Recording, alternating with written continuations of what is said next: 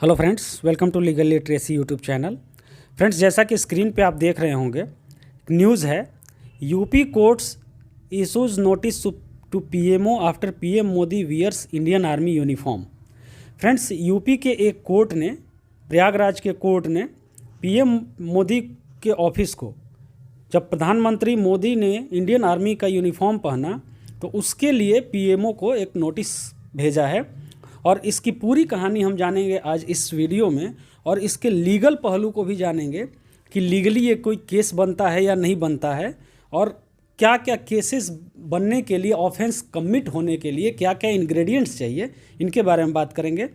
तो फ्रेंड्स, जैसा कि आप सामने देख रहे होंगे स्क्रीन पे, तो एक ये बार एंड बेंच का वेबसाइट है। बार एंड बेंच का ये ट्विटर हैंडल है। ट्विटर हैंडल पे भी इसको ट्वीट किया गया बार एंड बेंच के द्वारा, और न्यूज़ में भी है। तो आगे बढ़ते हैं। तो फ्रेंड्स, सबसे पहले हम जान लेते हैं कि आज हम लोग क्या क्या डिस्कस करेंगे। सबसे पहले फ्रेंड्स डिस्कस करेंगे ब्रीफ ऑफ द केस। इस केस का ब्रीफ क्या है, थोड़ा संक्षेप में केस जानेंगे। फिर उसके बाद इस केस हुआ है सेक्शन 140 ऑफ आईपीसी, तो इसके बारे में जानेंगे। 140 ऑफ आईपीसी क्या होता है और ये कब कंस्टिट्यूट होता है, कब बनता है। इसके बाद जानेंगे ingredients of commission of offence. एक ऑफेंस कमिट करने के लिए क्या क्या इंग्रेडिएंट्स चाहिए। हमने किसी को अगर 2 थप्पड़ मार दिया, या फिर किसी को कुछ किसी के साथ गलत कर दिया, तो वो सिर्फ गलत करना ही ऑफेंस हो गया, क्राइम हो गया, या फिर उसके साथ कुछ और चाहिए।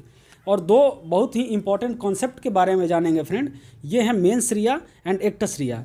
तो फ्रेंड्स, आज मैं आपको एक बात बता दूं, सेक्शन 140 पहले पढ़ेंगे, उसके बाद 140 पढ़ने के बाद जब ये दोनों चीज़ें हम पढ़ेंगे, उसके बाद आप खुद से डिसाइड करना ये केस बनता है या नहीं बनता है। यूपी कोर्ट ने सम्मन जो पीएम मोदी को, पीएमओ को सम्मन जारी किया है, वो सही जारी किया है या गलत जारी किया है। ये मेरा दावा है कि आप ये वीडियो देखने के बाद खुद ही समझ जाएंगे कि ये गलत है या सही है।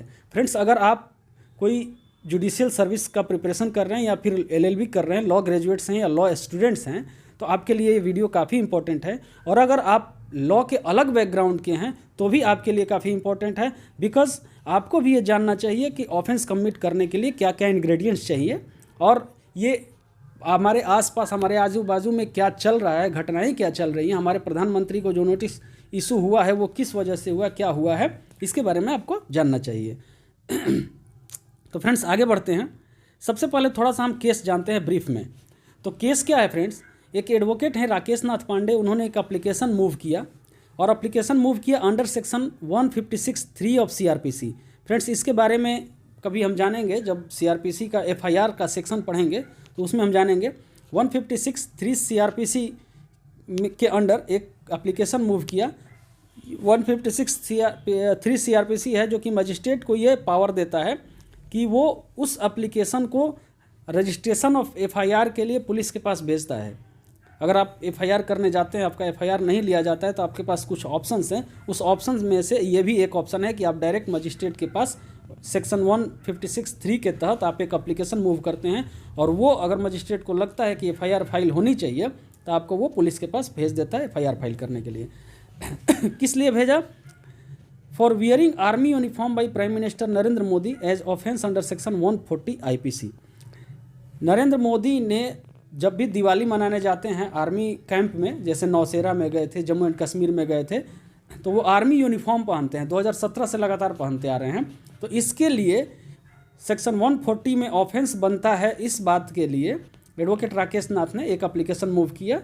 कहाँ? प्रयागराज के एक कोर्ट में मूव किया, जिसको कि मजिस्ट्रेट ने, तो सीजीएम ने उसको रिजेक्ट कर दिया, बिकॉज सीजीएम का रिजेक्शन का रीज़न ये था कि ये उनके जुरिस्डिक्शन के बाहर का केस है, क्योंकि दिल्ली में वो प्रयागराज में बैठे हैं, और ये घटना या तो प्रधानमंत्री दिल्ली में है, दिल्ली का जुरिस्डिक्शन पड़ता है, या फिर कश्मीर का जुरिस्डिक्शन पड़ता है। लेकिन डिस्ट्रिक्ट जज नलिन कुमार श्रीवास्तव ने पीएमओ को इसके आर्गूमेंट सुनने के बाद नोटिस किया है।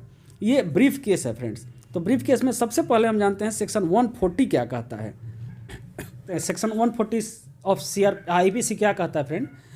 ये इसका हेडिंग है, वियरिंग गार्ब और carrying token used by soldier, seller और एयरमैन। ओके, तो इसमें कहता है whoever not being a soldier, sailor or airman in the military, naval और air services of the government of India, कोई भी व्यक्ति जो कि सोल्जर नहीं है, सेलर नहीं है और एयरमैन नहीं है, मिलिट्री में, नेवल में या एयर में, air service of government of India में, वियर्स एनी गार्ब, कोई भी यूनिफॉर्म पहनता है, और carries any token, token carry करता है, रिसेंबलिंग एनी गार्ब और token used by such soldier, seller और एयरमैन, जो कि सोल्जर, सेलर और एयरमैन के द्वारा यूज़ किए गए यूनिफॉर्म और टोकन के जैसा दिखता है, रिसेंबल करता है। ओके, विद द इंटेंशन, अब यहाँ पे शुरू होता है फ्रेंड, विद द इंटेंशन, इस आशय के साथ, that it may be believe that he is such a soldier, ठीक है, इस आशय के साथ कि वो सोल्जर है, तो शैल बी पनिश, ये है such a soldier, shall be punishable with description for a term which may extend to 3 months, 3 महीने की सज़ा होगी, और विथ फाइन, या फिर fine which may extend to 500 rupees, और विथ बोथ, मतलब 500 रुपये की फ़ाइन होगी, या 3 महीने की सज़ा होगी, या फिर दोनों होगी। तो सेक्शन 140 में आपने क्या पढ़ा, मेन चीज़ है with intention that it may be believed that, ठीक है। अब आगे बढ़ते हैं, इसमें सबसे पहले फ्रेंड ये बता देते हैं कि सेक्शन 140 जो है वो कॉग्निजेबल ऑफेंस है, बेलेबल है, नॉन कंपाउंडेबल है एंड ट्राइबल बाई मजिस्ट्रेट है। कॉग्निजेबल का मतलब police can arrest without warrant, बिना वारंट के पुलिस जिस ऑफेंस में अरेस्ट कर सकती है वो कॉग्निजेबल ऑफेंस उसको बोलते हैं। बेलेबल का मतलब आपको बेल मिल जाएगा, बेल आपका राइट होगा। नॉन कंपाउंडेबल का मतलब कि आप कोर्ट के बाहर इसको कंपाउंड नहीं कर सकते हैं, मतलब कंप्रोमाइज़ नहीं कर सकते हैं। और ट्राइबल बाई मजिस्ट्रेट का मतलब इस केस का ट्रायल मजिस्ट्रेट के कोर्ट में होगा, सेशन कोर्ट में नहीं होगा। कंपाउंडेबल, नॉन कंपाउंडेबल आप समझ गए, कॉग्निजेबल, नॉन कॉग्निजेबल भी समझ गए, बेलेबल एंड नॉन बेलेबल भी समझ गए।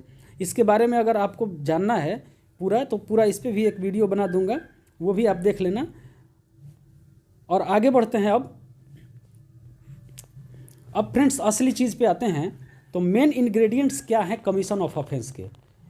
एक ऑफेंस के कमीशन के लिए मेन चीज़ क्या चाहिए, मेन इंग्रेडिएंट क्या है, क्या होगा तो ऑफेंस कमिट होगा। तो सबसे पहले 3 चीज़ चाहिए फ्रेंड कमीशन के लिए। पहला चीज़ आपको चाहिए मेंस रिया। मेंस रिया का मतलब होता है गिल्टी माइंड, आपका इंटेंशन गलत होना चाहिए। एक्टस रियस होना चाहिए, गिल्टी एक्ट होना चाहिए, इंटेंशन के बाद आपका एक्ट भी गलत होना चाहिए।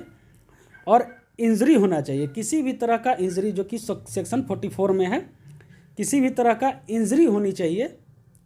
इंजरी कहने का मतलब कि आप किसी भी व्यक्ति को आप या तो फिजिकल, मेंटल या फिर उसके प्रॉपर्टी का नुकसान करते हैं, वो इंजरी हुआ। तो सबसे पहले क्या फ्रेंड्स, अगर आपने कुछ गलत एक्ट कर दिया लेकिन आपका इंटेंशन गलत नहीं था, ओके, तो ये ऑफेंस कमिट नहीं हुआ। या फिर आपका इंटेंशन गलत था, आपने एक्ट नहीं किया, तो भी ऑफेंस कमिट नहीं हुआ। और आपका इंटेंशन भी गलत था, आपने एक्ट भी कर दिया, लेकिन किसी भी तरह का या ना तो किसी पर्सन विशेष को ना फिर सोसाइटी को किसी भी तरह का कोई इंजरी नहीं हुई, तो भी ऑफेंस नहीं हुआ। ये 3 चीज़ें आपको ऑफेंस क्रिएशन के लिए चाहिए, ऑफेंस के कमीशन के लिए चाहिए। आगे आते हैं। अब मेंस रिया का गिल्टी माइंड का थोड़ा सा मैं बता दूं। एक ये लीगल मैक्सिम है। तो मैक्सिम में क्या कहता है, acts non face it रियम निसी mains seat रिया।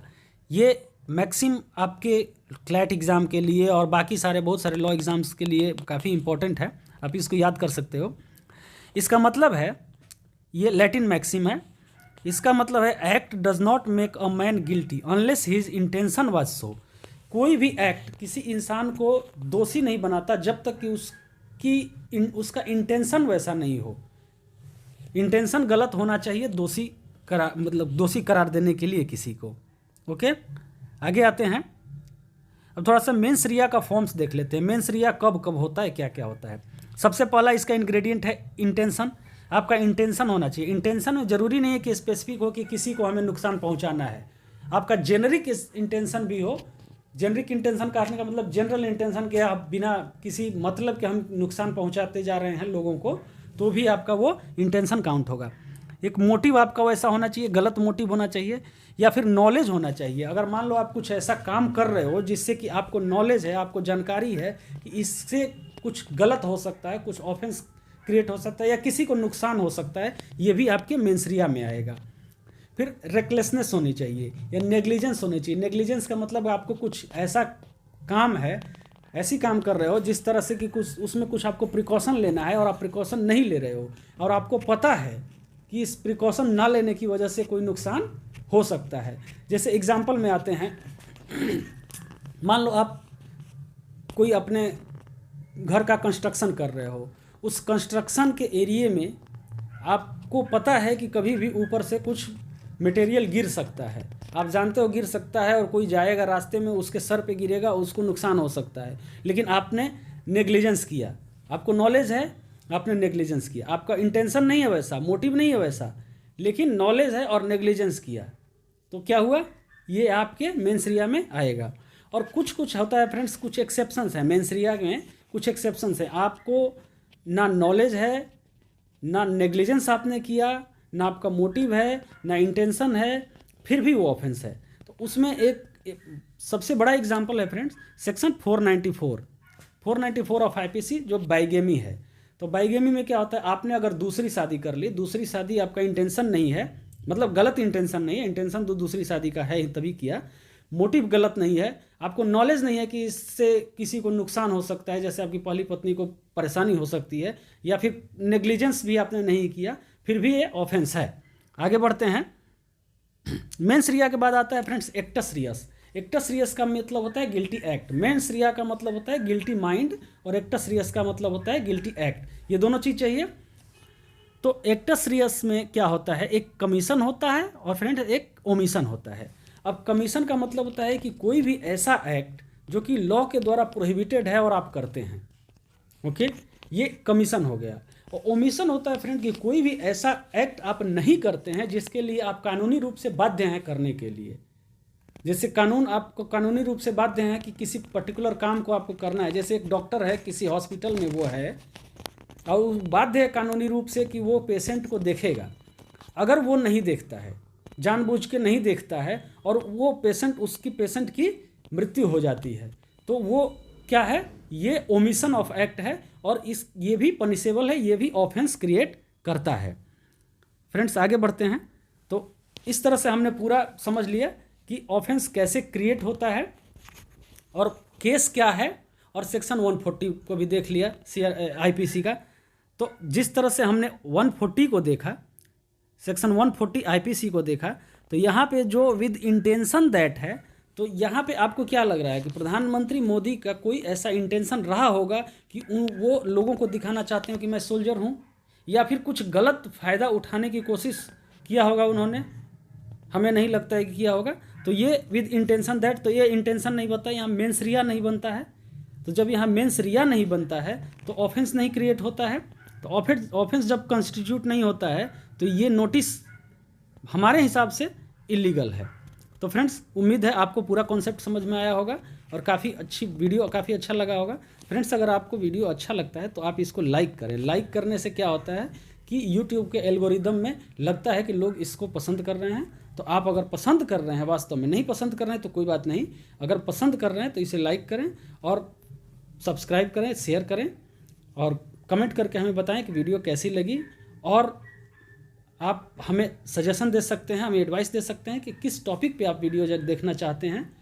और अगर आप किसी खास सब्जेक्ट पे चाहते हैं कि उसको पूरा कंप्लीट किया जाए, आप पढ़ना चाहते हैं, तो वो भी बता सकते हैं। आपको फ्री ऑफ कॉस्ट सारी वीडियोस मिल जाएंगी। और फ्रेंड्स आप हमें लीगल लिटरेसी को ज्वाइन कर सकते हैं, फेसबुक पे ज्वाइन कर सकते हैं, ट्विटर पे भी ज्वाइन कर सकते हैं, इंस्टाग्राम, लिंक्डइन और टेलीग्राम चैनल, सारे सोशल मीडिया प्रोफाइल्स का लिंक आपको डिस्क्रिप्शन में दे दिया जाएगा। धन्यवाद।